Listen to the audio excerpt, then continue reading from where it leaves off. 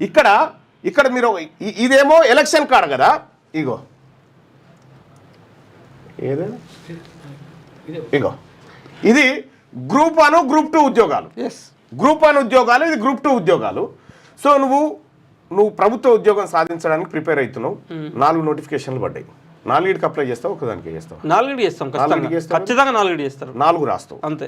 అంటే ఇక్కడ అర్థం చేసుకోరి, 7వ తరగతి పాస్ అయినోడు 8, 9, 10, 11 ఇట్లా పాస్ అయిందంటే ఓకే.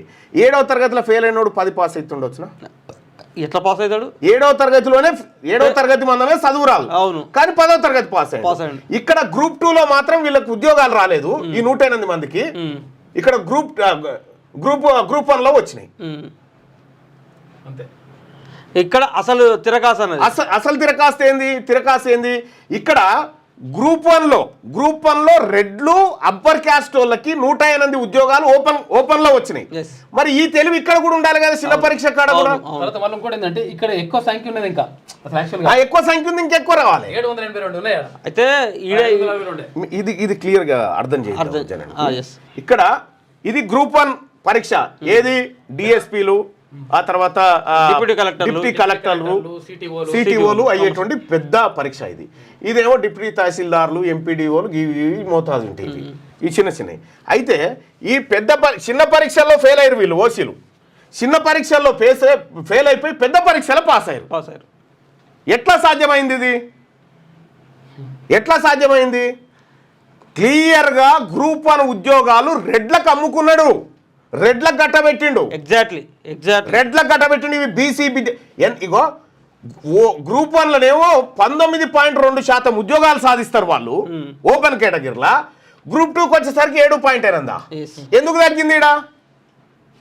ఇంట్లో కూడా ఉండాలిగా, మీ ర్యాంక్ ఎటుపోయింది?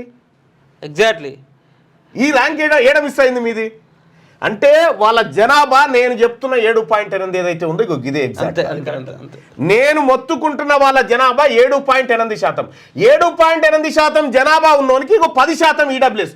10% ఈడబ్ల్యూఎస్ కాకుండా వాళ్ళకి ఎంత ఎక్సిస్టింగ్ ఇంప్లిమెంట్ 11.4% ఈడబ్ల్యూఎస్. 11.4% ఈడబ్ల్యూఎస్ ఈడ ఇంప్లిమెంట్ చేశారు, 12.8% ఆడ ఇంప్లిమెంట్ చేశారు. అంటే దాని అర్థం ఏంది? తెలంగాణ రాష్ట్రంలో ఈడబ్ల్యూఎస్ కోటా మనకు తెలియకుండా పెరిగిపోయింది. 10% నుంచి 12% పెరిగింది.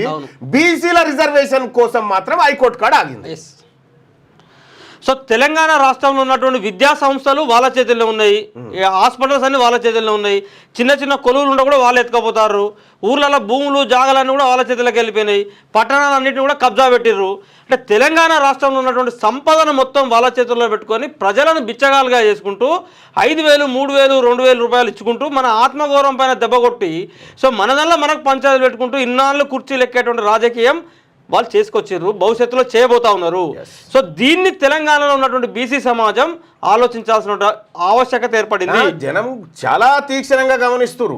ఎగ్జాక్ట్లీ. ఇలా తెలంగాణ రాష్ట్రంలో ఉన్నటువంటి బీసీలంతా అమ్మ కొడుకులారా, మీరారా ఇన్ని రోజులు మా కొంపలార్చింది, మా మధ్యలోనే తిరిగి మా దగ్గరనే మాకు కయ్యాలు పెట్టుకుంటా కచ్చీరు కాడ కూర్చొని మాకే తాకులాటలు, వీని భూమి వానికి, వాని భూమి వీనికి చేసుకుంటా మోసం చేసి ఈ దొంగతనంగా ఆఖరికి ఉద్యోగాలు కూడా ఎట్లా దొంగతనంగా ఎత్తుకపోయారో చూడు. ఇది నిజాయితీగా ఈ 108 మంది పేపర్లు బయట పెట్టి నీకు దమ్ము.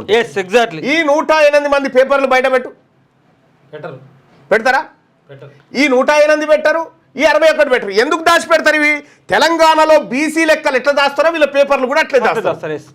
తెలంగాణ రాష్ట్రంలో ఏ కులం వాళ్ళు ఎంతమంది ఉన్నారో చెప్పడానికి భయపడుతున్న పిరికి పంద ఈ రాష్ట్ర ప్రభుత్వం. ఎగ్జాక్ట్లీ. పిరికి పంద ప్రభుత్వం ఇది. నీకు దమ్ముంటే నిజంగా ఈ ప్రభుత్వాన్ని నడిపే మొనగాడే అయితే నువ్వేమో నల్లమలలో ఎక్కడదో అడవి జంతువు పేరు చెప్పుకుంటావు. నేనేమంటున్నా, నిజంగా నీకు ఆ శక్తియుక్తులుంటే తెలంగాణ రాష్ట్రంలో చేసిన కులగణన లెక్కలు బయట పెట్టుద్దాం.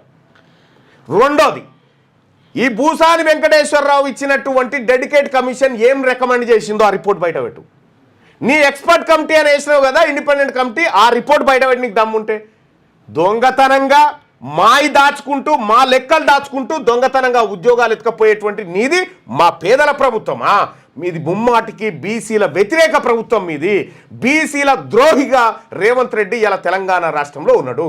నువ్వు గుర్తుపెట్టుకో, నువ్వు గుర్తుపెట్టుకో, ఇవాళ బీసీల నోట్లో మట్టి కొడుతున్నావు కదా, బీసీలను అణగారిన వర్గాలను నాగం చేస్తా ఉన్నావు కదా, ఈ రోజు ఖచ్చితంగా నీ జాతికి వస్తుంది ఒక రోజు.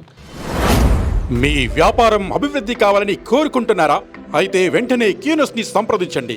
Schools, colleges, banks, shops, office promotions, land promotions, political promotions, restaurant promotions, hospital promotions, పుట్టినరోజు వేడుకలు, శుభకార్యాలు, వ్యాపారాలు ఏవైనా, సందర్భం ఏదైనా ఇప్పుడే క్యూనస్ ద్వారా తెలియజేయండి.